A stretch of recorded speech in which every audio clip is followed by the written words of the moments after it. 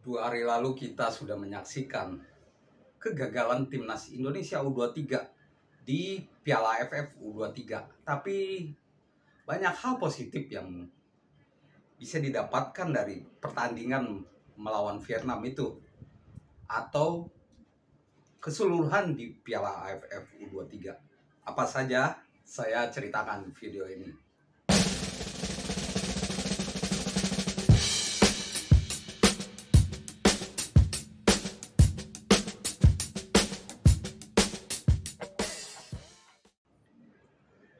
Halo sobat semua, apa kabar? Semoga sehat-sehat terus dan tentu bisa beraktivitas dengan baik ya. Kembali jumpa lagi dengan saya, Devri Saipullah. Saya akan menyajikan berita soal timnas Indonesia pastinya.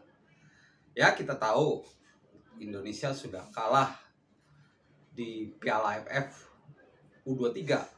Kalah adu penalti 6-5, 5-6 dari Vietnam. Indonesia gagal menahan laju Vietnam untuk meraih gelar Piala AFF U23 secara back to back.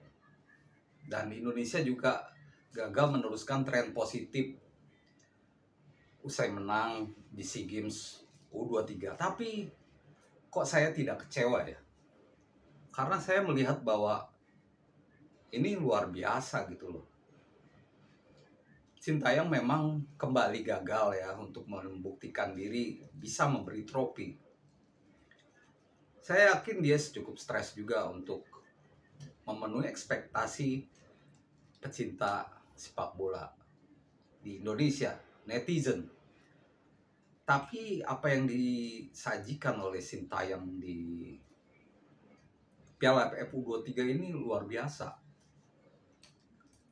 Dengan skuad pelapis, ya boleh dibilang pelapis ya, sekitar 9 pemain memang ex timnas SEA Games, tapi mayoritas adalah muka-muka baru, muka baru, anak-anak baru yang biasanya tidak mendapatkan kesempatan di timnas. Sekarang mereka mendapatkan kesempatan dan unjuk gigi, dan hasilnya lumayan. Siapa yang bisa sangka saat Robby Darwish bisa main seperti itu, Arkan Fikri, lalu James Kelly-Schroyer yang di SEA Games hanya jadi cadangan karena kalah bersaing dengan Fajar Faturrahman dan Ramadan Sananta yang kembali gemilang. Kita kilas sedikit lawan Vietnam. Ini memang laga yang sangat alot. Bahkan sampai 120 menit pertandingan, skor tetap 0-0. Pertandingan yang luar biasa, banyak show, banyak kejadian yang menarik untuk dikupas. Dari statistik di lapangbola.com, kita hanya unggul tipis dari penguasaan bola, sekitar 52-48. Lalu tembakan juga hanya unggul tipis, 15-10. Arah tembakan ke arah gawang juga unggul tipis. Tapi saya melihat bahwa kita tidak beruntung saja untuk menang lawan Vietnam ya.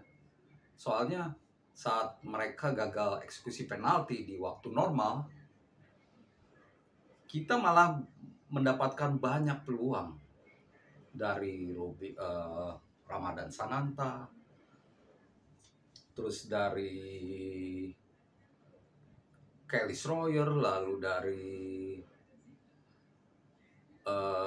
Muhammad Ferrari, Alfreander Duanga 2 kali tembakan di tepis. Emang kiper Vietnam U23 cukup baik, harus saya akui. Dia pemain muda ini bisa naik ke senior, saya prediksi ya, untuk menyaingi kiper yang ada sekarang di Vietnam. Dan satu hal lagi, Vietnam ini agak curang gitu ya. Sudah banyak beredar video bahwa mereka banyak menggunakan kekerasan ya, di pertandingan kemarin, seperti insiden nomor 20 kepada Haikal Al-Hafiz dengan sengaja menyikutnya. Kalau sekarang banyak tuntutan agar pemain Vietnam itu dihukum oleh AFF. Dan keputusan wasit juga banyak yang kontroversial, banyak kecurangan, banyak kesalahan, padahal ini wasit Jepang. Hiroshi itu wasit Jepang. Ternyata kualitasnya tidak bagus juga. Masa tidak offside, disebut offside. Terus banyaklah pelanggaran-pelanggaran itu dibiarkan saja. Jadi itu beberapa hal positif lainnya. Dan hebatnya dari Sintayong juga, dia berani, ini di laga final, berani mencadangkan dulu Jim Kelly-Sawyer dan Ramadan Sananta yang baru dimainkan babak kedua. Kenapa? Karena Sintayong membaca bahwa pertandingan ini bakal panjang. Dan benar ya, Jim dan Ramadan Sananta langsung memberi pengaruh di babak kedua, sehingga membuat pertandingan berubah. Tidak beruntung saja gitu, sampai detik-detik terakhir tidak beruntung. Bahkan saat tembakan Hernando Ari tidak masuk ya tidak beruntung. Jangan salahkan dia, karena dia juga sudah super ya. Dia tetap kiper terbaik. Nah, setelah kegagalan ini lebih baik fokus ke agenda selanjutnya. Bulan depan September, mulai 6 September sampai 18 atau 20 September, itu ada 2 agenda yang terjadi beriringan, yaitu kualifikasi Piala Asia U23 dan FIFA Matchday, timnas senior dan timnas U23. Nah, dari sini juga saya bisa mengungkapkan bahwa ada keuntungan Sintayong membawa pemain pelapis. Karena kalau sampai pemain dia tidak bisa melihat pemain-pemain yang lapis kedua, Haikal Al-Hafiz atau Alfreanda Dewangga, Kadek Arel atau Robi Darwis, sudah dikenal, cuman untuk U23 tidak main kan. Atau Beckham Putra yang belum pernah sama Sintayong juga. Tentu dia kesulitan di agenda timnas Indonesia di September nanti. Soalnya U23 dan timnas senior. Nah, ada pemain U23 yang juga main di timnas senior. Untunglah Sintayong sudah punya ketegasan ya. Dalam keterangan persnya dia mengatakan bahwa dia sudah mengambil keputusan kalau gabung timnas U23 tidak akan main di timnas senior. Ini jempol, ini bagus. Karena tidak mungkin juga gitu. Sebagai gambaran, Indonesia akan melawan Turkmenistan di FIFA Matchday pada 8 September di Gelora Bung Tomo, Surabaya. Esok harinya timnas U23 melawan Turkmenistan U23 di Manahan, Solo. Jadi nggak mungkin lah udah main dari senior terus main juga di U23, nggak mungkin. Sintayong pun bilang biar saya saja yang bolak-balik ke Surabaya, Solo. Nah, ini bagus. Saya pikir keputusan Sintayong ini bagus. Dengan demikian sudah jelas Marcelino, Rizky Ridho, saya pikir sudah tidak perlu lagi ke timnas U23. Pratama Arhan, terus nah untuk pemain naturalisasi Justin Hubner atau Ivan Jenner itu harus dipertimbangkan apakah harus main di U23 atau U23 ini pure pemain-pemain Indonesia saja. Karena dari Piala AFF U23 kemarin saya pikir udah cukup mungkin ada beberapa tambahan lah ya. Mungkin ada pemain-pemain baru lagi yang lebih bagus, tapi yang kemarin juga sudah oke ya. Kecuali pemain yang disanksi seperti Komang dan Titan Agung ya.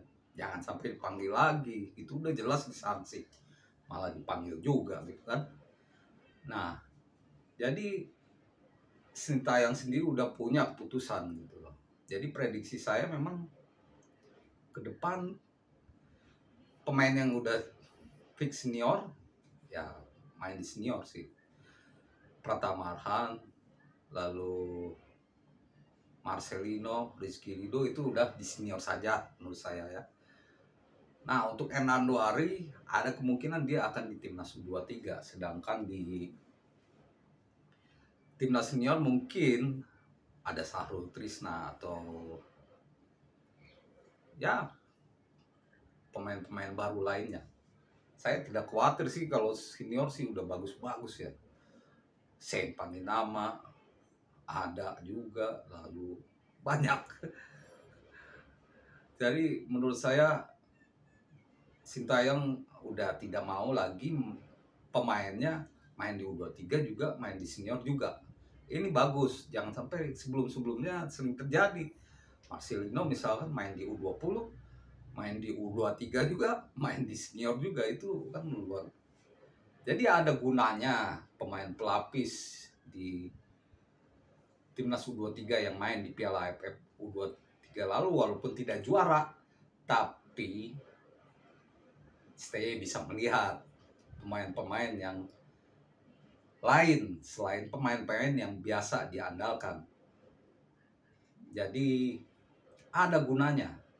Seperti yang saya sebutkan sebelumnya, tidak perlu mengeluh pemain pelapis atau yang dipanggil tidak bisa didatangkan. Waktu itu kan Zaki Ashraf dan Rizky Ridho atau Fajar Faturrahman, nggak masalah. Tinggal dipikirkan saja. Mungkin Fajar Faturrahman ke timnas U23 udah jelas lah, karena di U senior juga udah ada. Demikian teman-teman ulasan saya soal timnas Indonesia. Semoga menang ya semua ya di kualifikasi Piala Asia U23 yang akan main di 2024 pada Mei 2024 di Yordania. Kita berharap ini juga bagus karena peluang untuk ke Olimpiade. FIFA Matchday bagus untuk mendongkrak posisi Indonesia di ranking FIFA. Terima kasih dan salam olahraga.